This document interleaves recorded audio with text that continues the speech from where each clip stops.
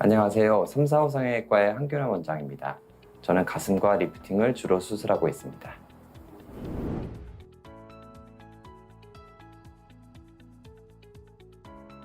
네, 모티바는 보시는 바와 같이 이렇게 생긴 보형물입니다. 다른 보형물에 비해서 중요한 특징을 두 가지를 표현하라고 한다면 첫 번째는 보형물의 표면이 갖고 있는 성질입니다.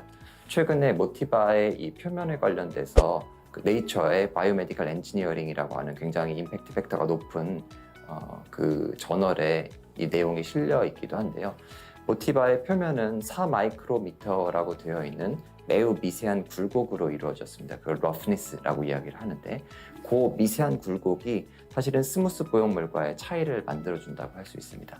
겉으로 보기에는 굉장히 스무스 보형물처럼 매끈한 것처럼 보이지만 실제로 저희가 수술을 해서 이거를 안쪽으로 삽입할 때 캘러 퍼넬이라든지 BI 퍼넬, EG 퍼넬 등의 퍼넬을 이용해서 집어넣게 되는데요.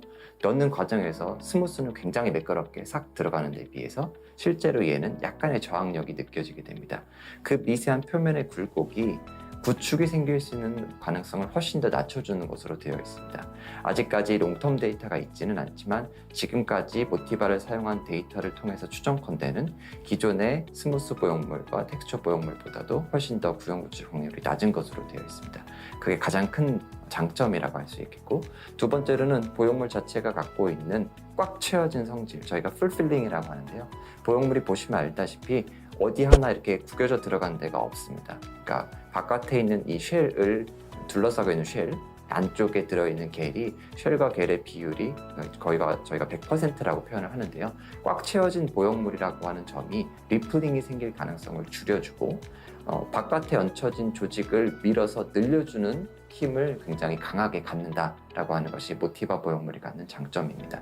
특히나 조직이 두껍고 많이 늘려줘야지 되는 동양인에서는 모티바 보형물이 굉장히 큰 장점을 가진다고 할 수 있습니다. 그래서 결과가 좋고 부작용이 적기 때문에 모티바 보형물을 선호하게 되는 것입니다.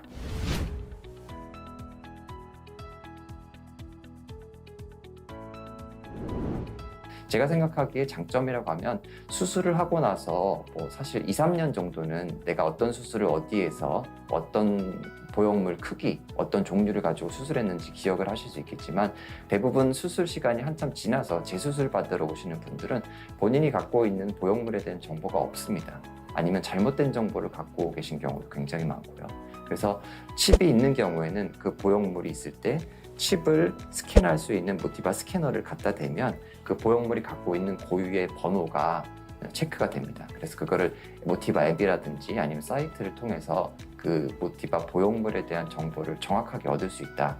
그래서 시간이 지났을 때 내가 보형물과 관련돼서 요새 아이디 카드를 주죠. 수술이 끝나고 나면 그런 것들을 잃어버렸을 때, 기억을 못했을 때 보형물에 대한 정확한 정보를 줄 수 있다는 것이 장점이 되겠습니다.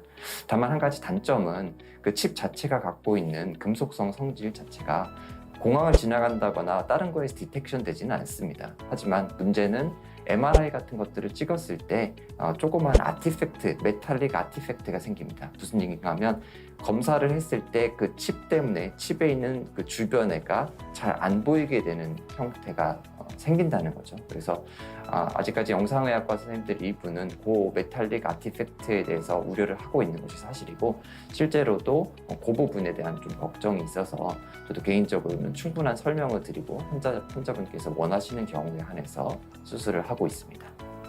네, 여러분 제가 전해드렸던 정보가 도움이 되셨는지 모르겠네요.